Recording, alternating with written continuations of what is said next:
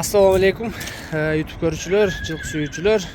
Туугандар ушул кара палтарашка сатылат экен.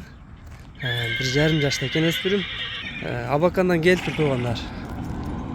Ал жактын сууктарына жүндөрү өсүп кеттир.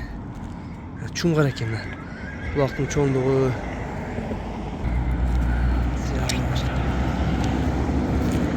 колго деле жаңы көрүнүп баштады. Нуржигитке ушу өспүрүм боюнча маалыматты бериңчи.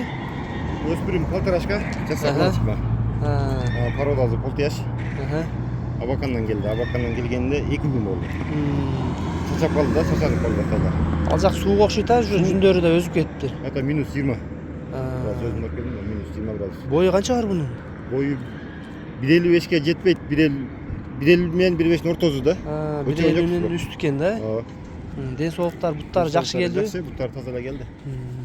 Бунун баазы канча болот?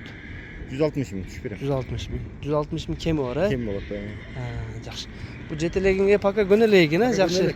Акандай уруштай экен да. Аяктары мына. Буттары. Жануар кулактын чоңдугун карагыла өңү. Капкара экен туугандар. Тумшугунун учунда кичине агы бар экен. Кулактын чоңдуктары көкүрөк жакта алды жагынан көрсөтөйүн. Дареги Бишкек.